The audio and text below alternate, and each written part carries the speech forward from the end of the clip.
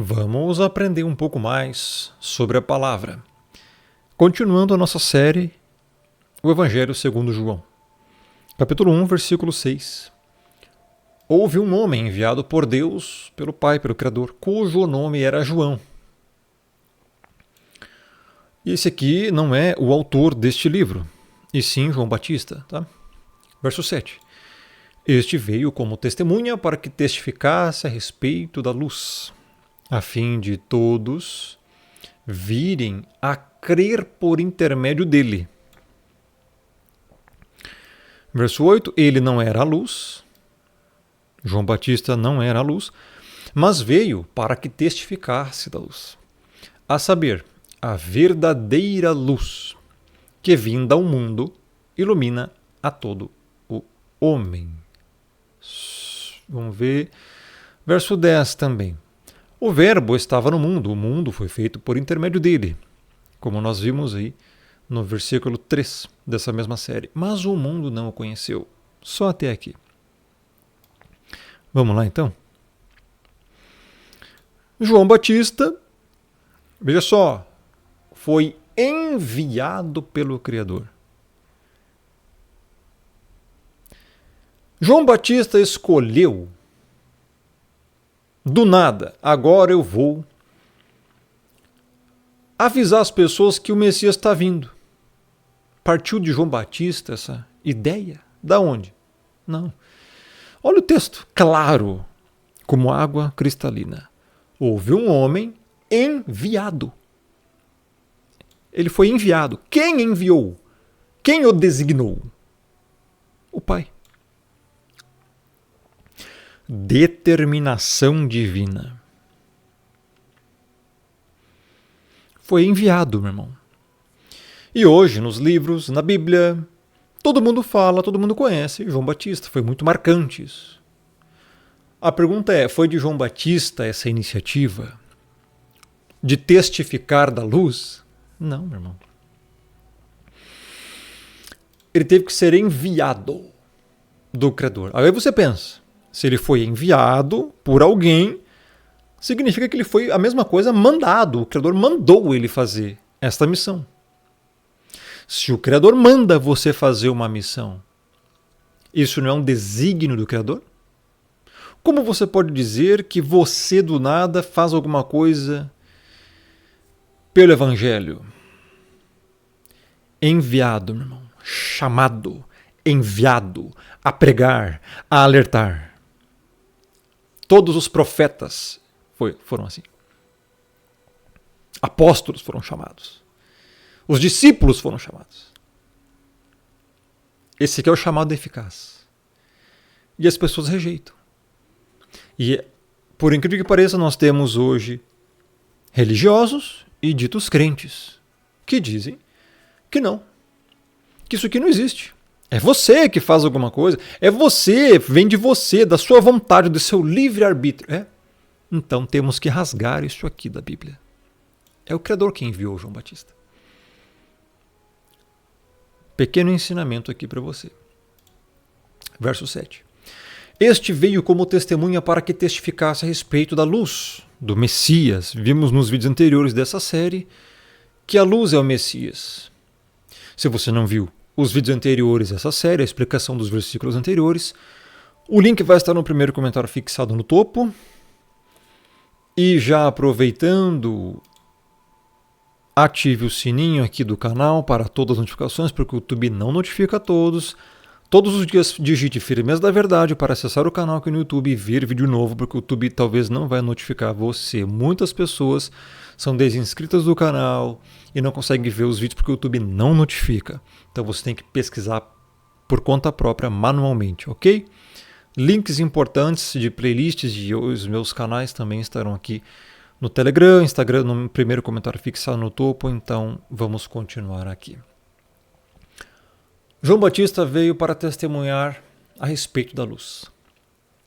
Testificar, testemunhar.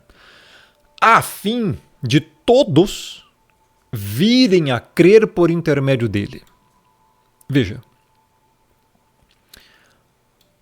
Todos creem no Messias?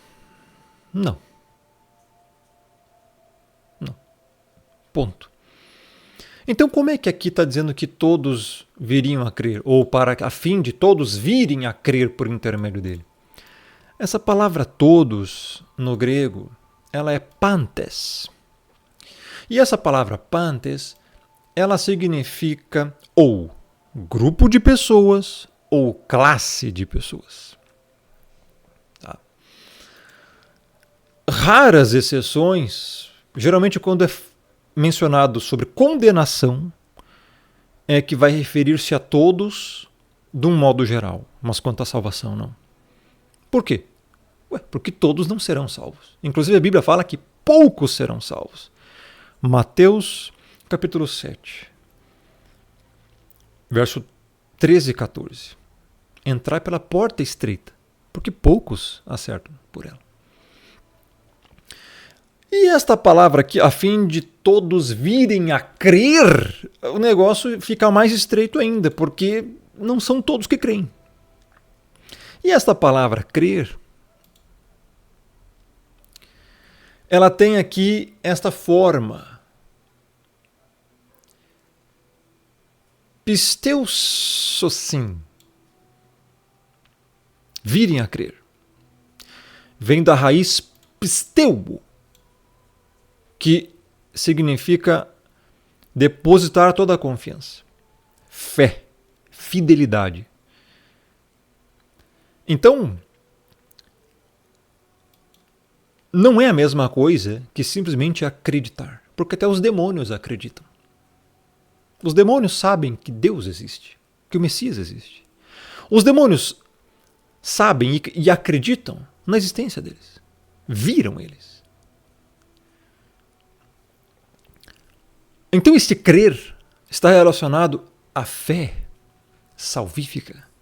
Por isso, esses todos são os que vão crer. Verso 8. Ele não era luz, João Batista não era luz, mas veio para que testificasse da luz. E aí a gente vê o testemunho de João Batista, nós vamos ver mais para frente. Ele testificou da luz, ele falou que este era, o Messias era, aquele que iria batizar com o Espírito e com fogo.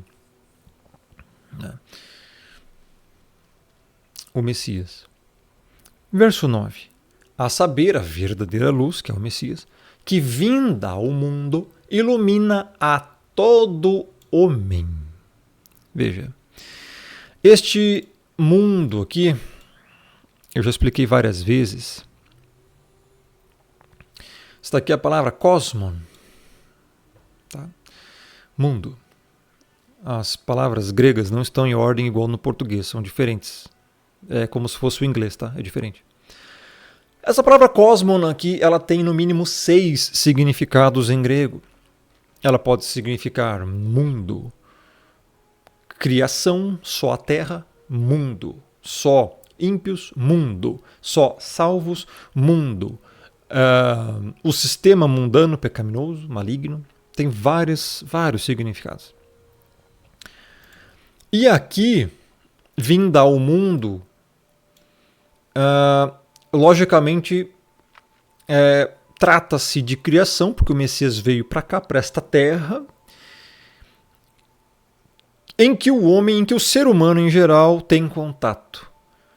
Né? Vinda ao mundo, ele veio a esta terra, e quando fala ilumina a todo homem, vem a pergunta. Novamente a palavra todo aqui. A palavra todo, todos, todas. No português você sempre tem que ter um cuidado. Porque se o Messias veio ao mundo e ilumina todo homem deveria ser o quê? Iluminado pelo Messias. Essa iluminação é o quê? É a salvação ou é só as verdades? Se referem às verdades que o Messias veio trazer. Então, homem aqui, no original, logicamente não é só homem masculino. Aqui está pantaanthropon, ou seja, todo ser humano. Tá? Anthropon, humanidade, ser humano em geral. Então, a verdadeira luz, o Messias, vindo ao mundo, ilumina todo o homem. No sentido geral, ele veio, sim, né? Ele por si só, as pessoas crendo ou não, ele é a luz. O Messias é a luz. Por si só, ele já ilumina. O problema é que nem todos vão crer. Então, no aspecto salvífico, esse todo homem aqui, seria pantas anthropon, significaria apenas os eleitos, porque só eles serão salvos. Num sentido geral, ele vem ao mundo e ele é a luz do mundo.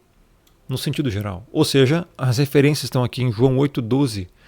Eu sou a luz do mundo. Quem me segue não andará nas trevas, pelo contrário, terá a luz da vida. Ou seja, a Bíblia, meu irmão, ela não se resume num versículo isolado. As pessoas, para entender as Escrituras, não podem se isolar um versículo. Até porque um versículo corrobora com o outro. E para você entender um, às vezes tem que entender outros. Veja os contextos. No mesmo livro de João, lá no capítulo 8, ele vai dizer, eu sou a luz do mundo. Quem me segue não andará em trevas. Logo, quem é iluminado aqui é quem? Quem segue o Messias. A Bíblia, meu irmão, ela não é um livro para todo mundo.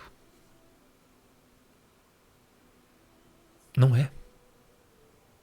A primeira instância você pode pensar, legal, é para todo mundo. Para todo mundo? Olha só, João 8,12. Eu sou a luz do mundo. O Messias está ali. Quem me segue não andará em trevas. É para quem segue. É para quem crê. Agora é óbvio, a pregação para você poder crer, para alguém que ainda não creu, crer, ela tem que ser feita para todos. A pregação é uma coisa. A salvação, nós vamos ver ao longo de toda essa playlist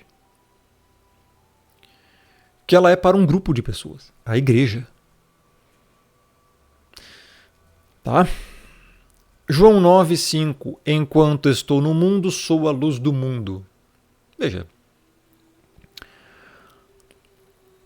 É fácil de entender isso aqui. O Messias veio a esse mundo, veio trazer a luz, a salvação, a verdade, o Evangelho. Portanto, ele é a luz do mundo. O mundo está em trevas, em pecado, em iniquidade. É simples. Em João, também em João 12,46, outra referência. Eu vim como luz para o mundo, a fim de que todo aquele que crê em mim não permaneça nas trevas. Olha que coisa interessante. As pessoas, para evidenciarem que são salvas, significa que não permanecem em trevas. Trevas é o quê, meu irmão? Ódio gratuito, inveja. É uma obra da carne que está lá em Gálatas 5. Quem vive de inveja, de ódio, não é salvo, permanece em trevas. Iniquidade. Pessoas que vivem cometendo crimes. Pessoas que vivem praticando iniquidade, vivendo em hipocrisias, em mentiras, em falsas acusações. Pessoas que ainda são idólatras, infelizmente possuem sua fé dividida. Ainda está em trevas, meu irmão. Por mais que você possa dizer que crê no Messias, em Jesus, ou até mesmo em Deus, no Pai, no Criador, mas você ainda tem aquele santinho do seu lado, você ainda tem, sei lá, cara, qualquer tipo de objeto, amuleto, mandinga, uma fé dividida. O Criador não compactua com isso. O Criador é único e ele exige adoração somente a ele. Veja os maiores mandamentos. Amarás, pois, o Criador acima de todas as coisas. Amar ao próximo como a ti mesmo.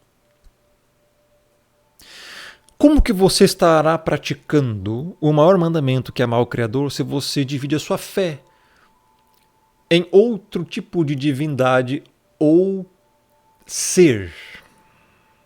Ou até mesmo um objeto? Qual a diferença entre um poste ídolo pagão de 2, 3 mil anos atrás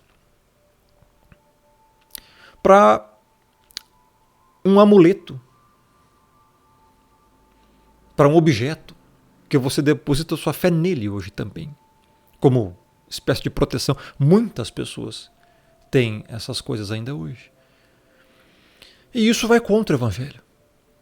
Se o Criador, se o Messias, ele é o seu Salvador, é a luz, por que você tem uma coisa a mais, um plus na sua vida? Significa então que ele não é tudo para você.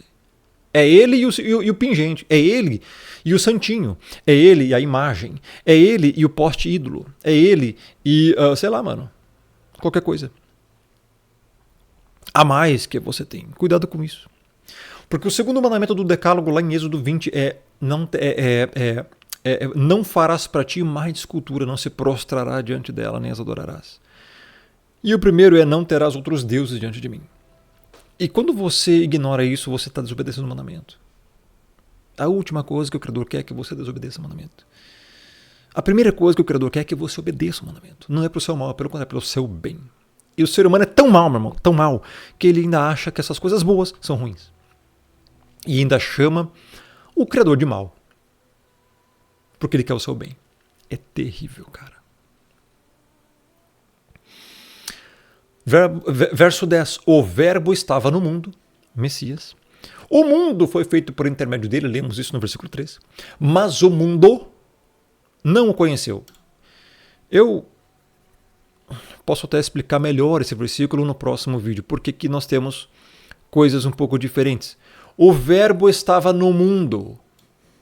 Veja só.